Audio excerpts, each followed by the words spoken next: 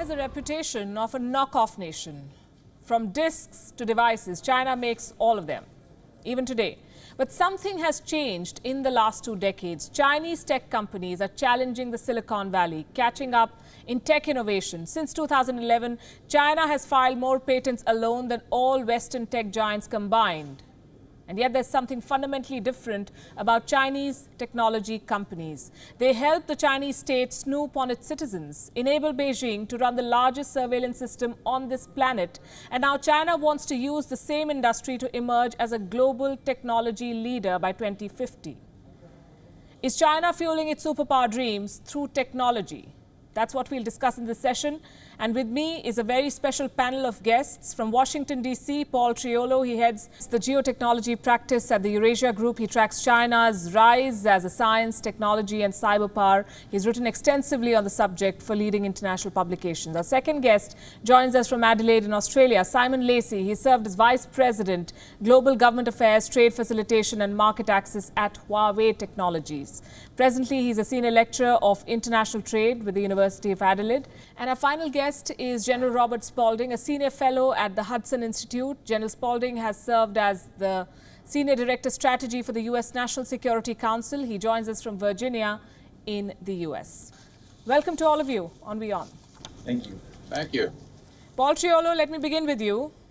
In October last year, you wrote, and I'm quoting here, "China is not a technology superpower. Stop treating it like one." Why did you say that?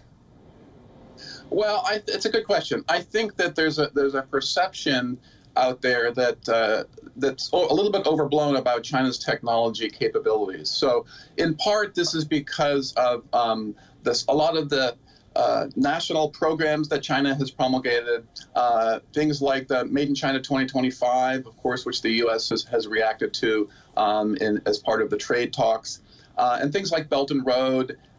And national plans around artificial intelligence and things like quantum computing. So the Chinese are very good at putting out plans, national plans. But the reality on the ground in the commercial sector, where of course this is all being played out, is much different. So, for example, if you look at China in 2 critical areas, semiconductors and enterprise software, just two pretty important areas. There are virtually no Chinese companies, for example, in the top 10 in enterprise software. On the semiconductor side, while you do have companies like Huawei and its chip design arm HiSilicon that are very competitive globally and designing chips at the level of Qualcomm and other U.S. companies, those are all those chips are fabricated actually in Taiwan. So China's domestic capability, for example, in semiconductors is several generations behind Western leaders. And then if you look at semiconductor manufacturing equipment, for example, which is critical, China is nowhere on the map in terms of competing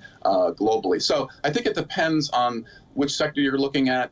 Certainly China has competitive companies in things like e-commerce with Alibaba, in social media, of course, with Tencent and TikTok, which is a very controversial company lately. But I think that if you look at the broader picture, China is less than meets the eye, depending on which sector you look at. Right.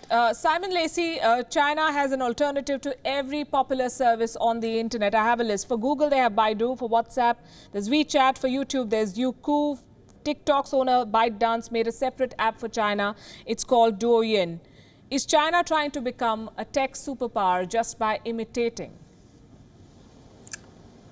Right. Look, I think imitation is the ultimate form of flattery, and I think that's certainly true in the case of China. We've seen some imitation in the early years, but if you look at, just to take one of those examples, WeChat, WeChat, I guess, first started out by imitating ICQ through the original, the forerunner of WeChat, which was QQ, and then developed a whole range of sort of separate functionality that went beyond chat. So I think they started out imitating and in many ways perfected those technologies and even improved upon them. But the point that Paul Triolo made just now is very important in the sense that Chinese technology companies have done very well in China for a whole range of reasons, But when they've tried to expand abroad, with very few exceptions, and Huawei was one of them, but when they've tried to expand abroad into international markets,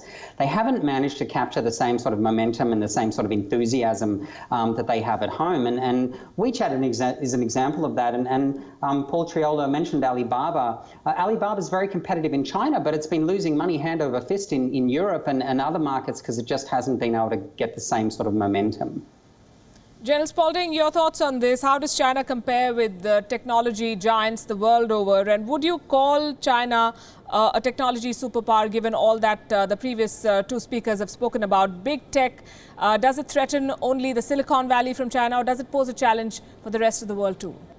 Well, what you have to go back to and realize is that the way that the United States established dominance in the current information economy was the introduction of the smartphone as a computing platform.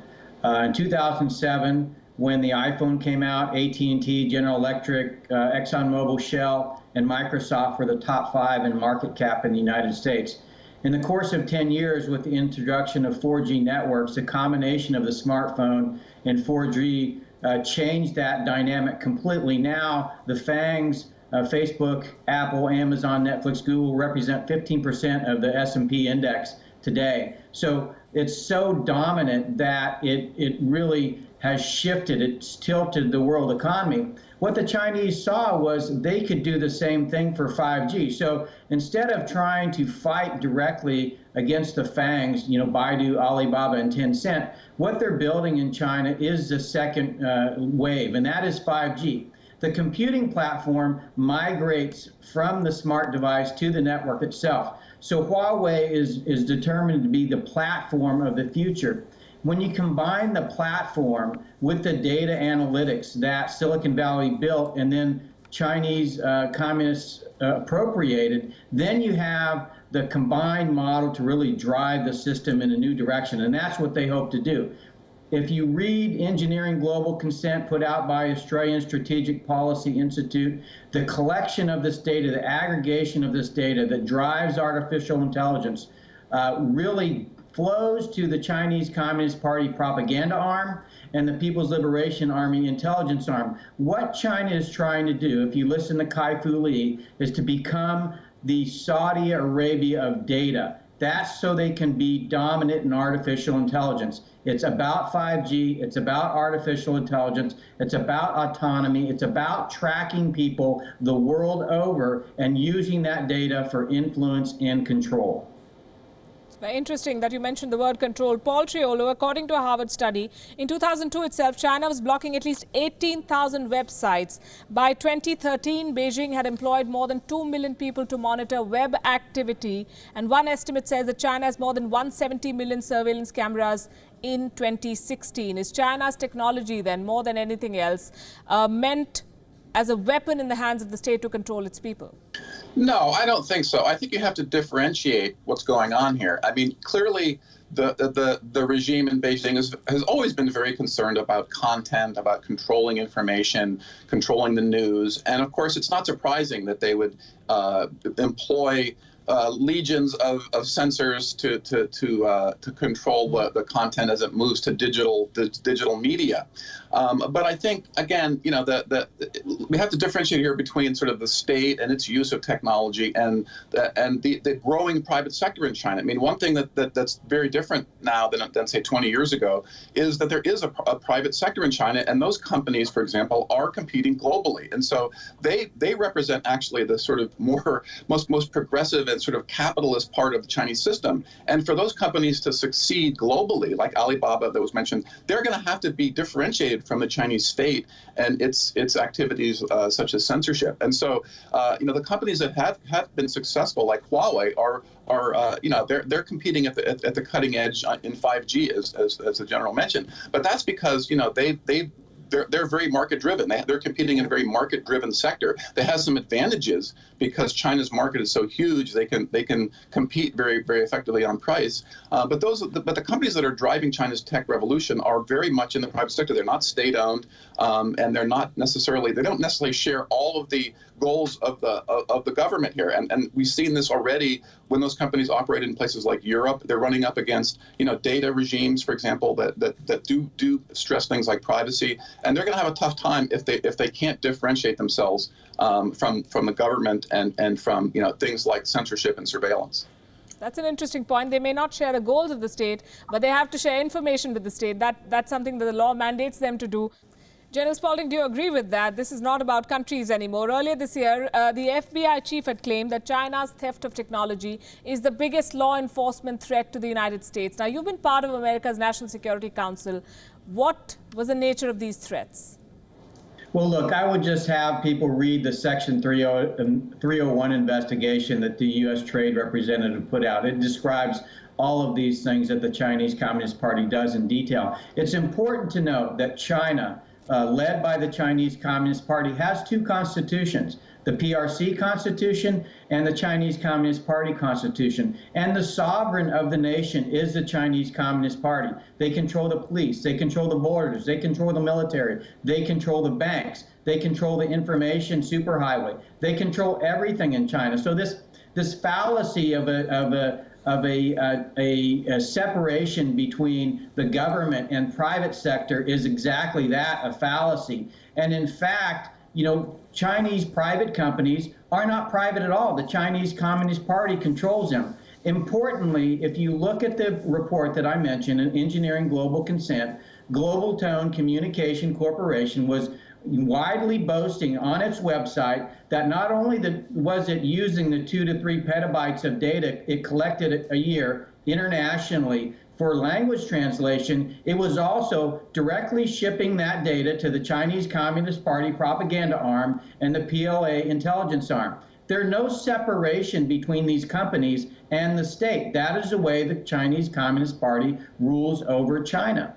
I'd like Simon Lacey to respond to this. Also, the fact that India recently banned 59 Chinese applications over national security concerns recently. Huawei may well be next. Many countries have already banned Huawei. Now, you've sat across government representatives, Simon Lacey, and negotiated market access for a company like Huawei. Can a Chinese company really be trusted if, as I said earlier, the law mandates it to share information with Beijing? Yeah, look, I think that you need to remember that a lot of countries have laws on their statute books that require cooperation with law enforcement, with anti-terrorism efforts, and Huawei sort of really bent over backwards to try and put some distance between itself and the national security law, which was really unfortunately formulated for the Chinese tech industry, when other countries have those powers and don't really feel the need to broadcast them so transparently or openly as the Chinese government did in the 2017 national security law. But I think sitting across from governments, I think the real problem was that Huawei had is that it had a long history of cooperation with operators. And it had proven to operators, who are the ones who know their networks best and who understand the cybersecurity concerns best, it had proven that it was a reliable partner.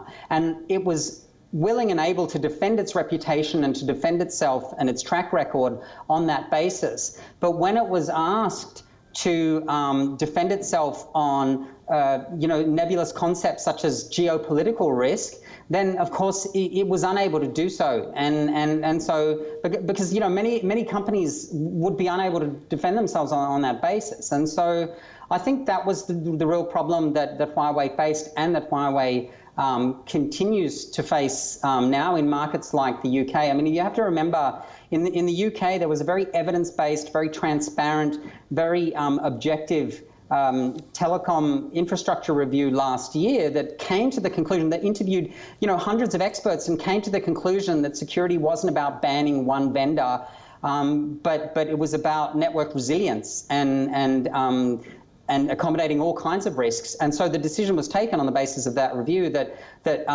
even though there was risk, Huawei could be admitted to the network. And then that decision has been thrown overboard due to a concoction of various things, including political pressure, I think, from the US, but also domestic party politics, conservative party politics in the UK.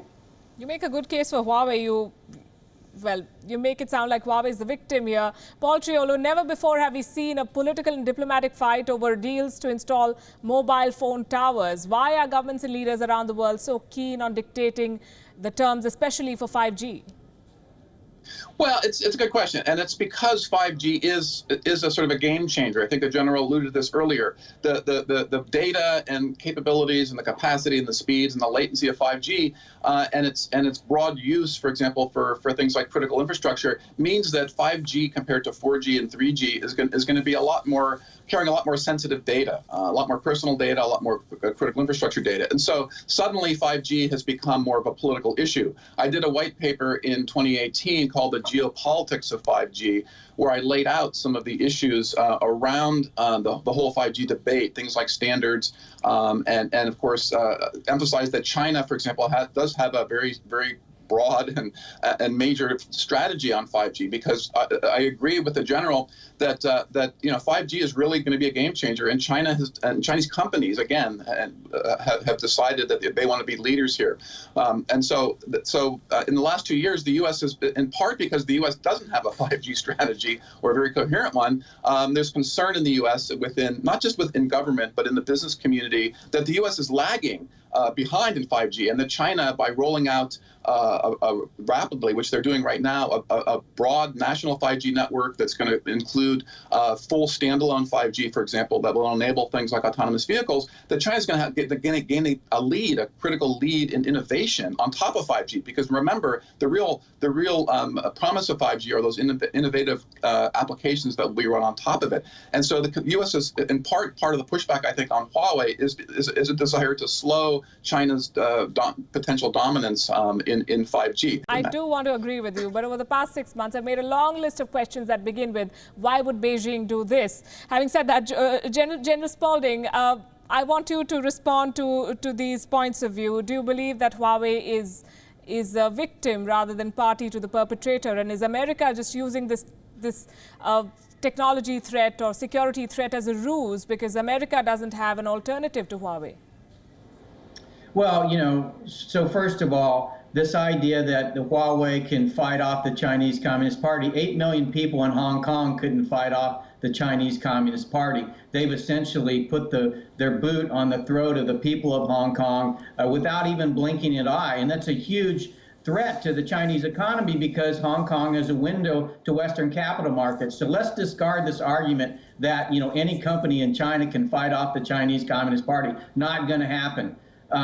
More importantly, I think we need to understand that, in many ways, America is a victim of its own success. Silicon Valley built these enormous companies. Nobody can argue with the influence that Facebook and Google has on the global economy. I think everybody would agree on that. What they built was a capacity over an open data model to aggregate and then harvest data and then monetize user data. This is incredibly valuable for getting you to buy shoes.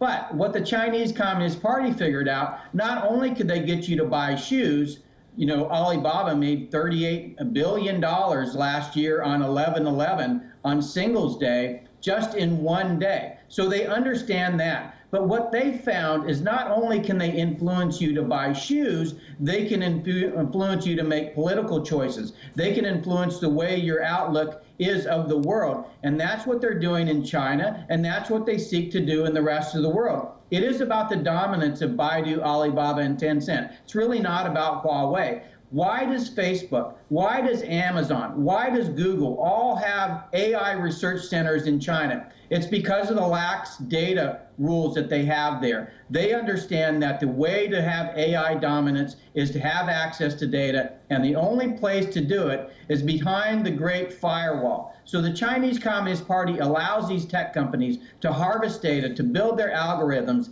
in anticipation of dominating the 5G market. What will 5G allow you to do? It will allow you to track every movement of every citizen in every major city around the world. Right. Simon Lacey, now that you've left Huawei, maybe you can throw some light on what was the thinking in the system. Was there a worry that the links with the Communist Party and perhaps the PLA will at some point be under scrutiny because 5G is, all said and done, a very, very sensitive technology? Look, I remember having conversations with colleagues about this, a couple of years before the rollout of 5G and all the geopolitical tensions started. And I think there was some kind of, I think the company sort of deluded itself into thinking that as long as it was the leader in 5G and its technology was so far ahead of its competitors and was indispensable as a company, its technology would be accepted. And it didn't realize that it was going to be way behind in terms of a lot of people are really destabilized and disconcerted by China because it's come so fast, and they just don't understand it that well. And the Chinese, to be frank, they're not really that good at communicating communicating their values and debating things, because there's no open or free debate in China. And so when it came time to defend themselves on anything but technical specifications, they really fell down, and so I think that was a real shock for the company, and they didn't anticipate. I think they anticipated that there would be some level of mistrust, and so they did go through the trouble of building these cybersecurity evaluation centers, which would prove from a technical level that they were as safe as could be expected in the industry to industry standards. But I don't think they really anticipated that they would have to defend themselves on things like geopolitical risk. In a sense, I don't really understand why America is so nervous about China. I mean, like the general, I lived in China and I've also lived in America, and I just find that America has a much more compelling vision and message and narrative to the world that inspires people much more than this Leninist Marxist doctrine that's being perpetrated by the Chinese Communist Party. And I think America is so far ahead militarily that they really, and also technologically and on so many levels, that they really don't have that much to fear. In fact, I think they should welcome the rise of China, because America has always achieved its greatest accomplishments when it had a great power rival. I mean, think of the space race that was kicked off by Sputnik. So having a rival like China will really drive America. It will shake America out of its complacency and drive America to achieve the greatness that it achieved after the Second World War. And I think America's greatest days are still ahead of it. General Spalding, is America nervous? Well, I don't think America's nervous. I think what we're trying to do is come to grips with the fact that national security is very different in the 21st century. We have this incredible Air Force and Navy and Army and Marine Corps, and we can, protect America and our allies in the space, in the air, in the land, in the sea. The problem is, in the 21st century, national security is much more about ones and zeros and dollars and cents than bombs and bullets. And what the Chinese Communist Party figured out is it was very easy to bypass all of those and go directly to citizens. So when you see the rise of a social media platform like TikTok, if you see the power of the spread of WeChat and things like Alipay, all of these things come together to slowly grow the power in this digital sense. And so what the Western world didn't realize, and really kind of abdicated their responsibility in protecting user data and security and privacy of their citizens. Now, the EU passed GDPR in their hope that they would get companies to comply. The truth of the matter is they can't enforce GDPR because we did not build our networks such that we could physically control the access to their citizens' data. So they try to fine them. Well, how easy is it to fine a Chinese company? It's literally impossible because they refuse to pay the fine, and the Chinese Communist Party backs them up. So the truth of the matter is that if you're looking at data privacy and data security and individual rights, that is not the world that Silicon Valley built. And the Chinese Communist Party realized that. That's why they built the Great Firewall, to protect their own people from the social media and other e-commerce platforms from the West, to build a dominance behind that Great Firewall, and then to begin to export it through things like the digital Silk Road. So there's fiber throughout Eurasia that's designed to help build these networks that China seeks to deploy, and then slowly, dominate the e-commerce that goes forward into the future. So they're going to be influencing not just the purchase habits of people, also the political orientation of people that are essentially have access to. It used to be that you had to conquer a nation and a people in order to subjugate them. Now through the internet, you can begin to motivate them in different ways. General Spalding, all technology, for that matter, is a double-edged sword. The revelations by Edward Snowden reveal how the US intelligence, for instance, had developed sophisticated tools to snoop on individuals on the internet. What is the bigger threat then? Is China being unfairly targeted, or are all companies that have access to data, that have access to people, are potential threats then? Well, if you look at the competition today, it's really settling into a bipolar world. You have China that has the interest, the Chinese Communist Party, to stay in power. You have the United States, who's promoting democratic principles, rule of law, civil liberties, human rights, free trade, all of these things that the international order was built on.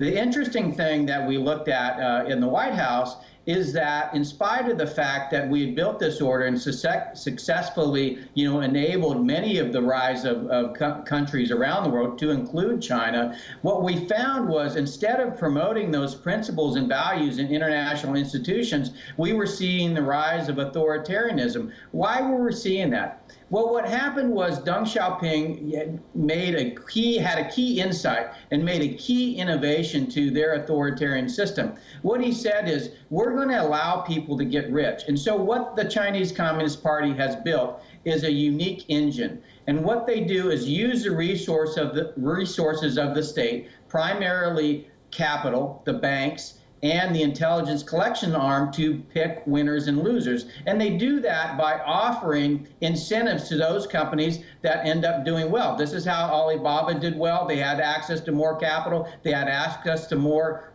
technology. The same for Huawei. But not only were they successful incentivizing their own companies, they incentivized, in the United States, corporate America and Wall Street. So many of these tech companies in the United States saw that if they participated in the proper way with China, if they cooperated with the Chinese Communist Party, then they would have access to the market. So there is no way that social media is going to be opened up in China ever, as long as the Chinese Communist Party is in charge. In terms of opening up their borders for trade, they tore up 50 pages of the trade deal that Ambassador Lighthizer and Liu He negotiated. They have no instance in market reform, no interest in market reform. And in fact, what they've done is essentially turn the global business community, corporate America, Wall Street in the United States, onto their side, because they are incentivized, or essentially make profits, because they promote the Chinese Communist Party vision of one world economy. The challenge for that one world economy is, again, it doesn't promote democratic principles, free trade, human rights, civil liberties, or rule of law.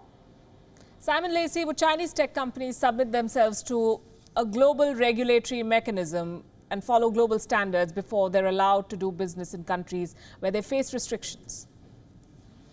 Yeah, I think they would, and I think you saw that at Huawei. I mean, speaking from my personal experience, I mean, when the GDPR came out, every Huawei employee had to pass a test annually to show that they understood what the GDPR meant and how to comply with it. And what the GDPR did was simplify things in a way that there was one standard that you had to comply with. Now, it was a high standard, but once you complied with that standard, you were complying, because it was a high standard, you were complying with pretty much every standard everywhere, right? So I think business is very much against this sort of system fragmentation that we're seeing, because it raises costs and it also ultimately leads to less innovation. Look, I think Paul Triolo said something very interesting, and the general alluded to this when he said, the Chinese state built this massive firewall and protected their companies behind it. And if you remember back to 2009. When Twitter and Facebook were banned, and then about a year later when Google sort of decided to shut shut up shop, at least in terms of search in China. You had this kind of lack of reciprocal market access, and that's really what we need to negotiate with the Chinese on is reciprocity. And I would say this to officials when I walked into the European Commission and had the conversation with them. I said, you have to insist on reciprocity, and not some vague notion of reciprocity in terms of global market value or global market access. But with China, it has to be apples to apples, and that's something that's going to be really difficult for the Chinese leadership. But once you make it clear that that's the only way that their tech companies are going to enjoy the same market access in the West that the rest of their companies do, then they'll come to the negotiating table. So reciprocity is really the key thing here. And I think reciprocity is something that, as human beings, we instinctively understand because it's hardwired into our DNA, because it sort of corresponds to notions of fairness and things like that, Reciprocity would be welcome, but then I think we're having this conversation 6 months too late, because companies and countries have taken their positions. Paul Triolo, Chinese tech companies are facing bans and there are boycott calls for Chinese apps. Is the internet, post this pandemic, now rapidly developing borders? It already had borders in part because of those things that Simon mentioned and the General mentioned, this lack of reciprocity. So at the highest level, the social media and search have already been bifurcated, if you will, for some time. I think the challenge is in these other areas of the technology stack, right? I mean, are we going to have two different 5G networks that are not interoperable? We may be headed in that direction. At the semiconductor level, is China going to go in one direction and the U.S. in another? I think one of the problems that nobody mentions is that to some degree the success, for example, of leading U.S. companies, semiconductor companies, is derived in part from their access to the China market and their ability to plow R&D money based on their sales in China back into their U.S. operations and innovate for the U.S. And actually, the semiconductor industry makes this argument as a national security argument, because having access to the China market is critical to them. Having access to the Chinese market doesn't mean they're supporting the goals of the Chinese Communist Party, but it means they're working with innovative Chinese companies and designing semiconductors that then are used globally and become part of their global operations. So I think we have to be careful, because for 40 years we've had very tightly coupled technology sectors, and China has been a big part of that. And the Chinese market is huge, and so you can't sort of just neglect the fact that there's benefits for having U.S. companies and European companies have access to that market. If we're going to be in this world where it's too sensitive politically for Western companies to play in the China market, then we're looking at a much more serious split in the technology world beyond just social media companies and search engines. And I think we're headed in that direction. Jen Spalding, before I wrap, I have to ask you this. Will diplomatic alliances now dictate which smartphone I get to use? Well, you probably should think differently about the future than smartphones. The 5G network's really going to replace a smartphone in terms of your interaction with the internet. It's going to allow you to, essentially separate yourself from the smartphone rather than, touching an app on your phone to call an Uber. You'll just be able to walk out and a camera will use facial recognition on your face and you'll say Uber and a car will be sent. That's the power of 5G, and that's what's coming. I would say in response to this technological bifurcation, that's really the trap that we've set for ourselves. Yes, we control semiconductors, but by and large, Ericsson, Nokia, Samsung, Cisco, Juniper, AT&T, Verizon, all go to 3GPP, which is the industry standard making body for 5G, and cooperate with what is primarily a Chinese designed network. So 5G today is Chinese designed. 60%, over 60% of the security standards have been submitted by China. Most of the underlying patents for that has been submitted by Chinese companies. This 5G, for the most part, is a Chinese network that we're building, that we're commonly building with U.S. tech companies. And so we should be very, very worried about the state of future technology and the ability of the Chinese Communist Party to track what we're doing and then use it to turn around and influence not only our consumption patterns, but the politics that we believe in. Right. Interesting times is all I can say. Paul Triolo, Simon Lacey, General Robert Spalding, thank you very much for being with us here on WION. Thank you. Thank you, Paul.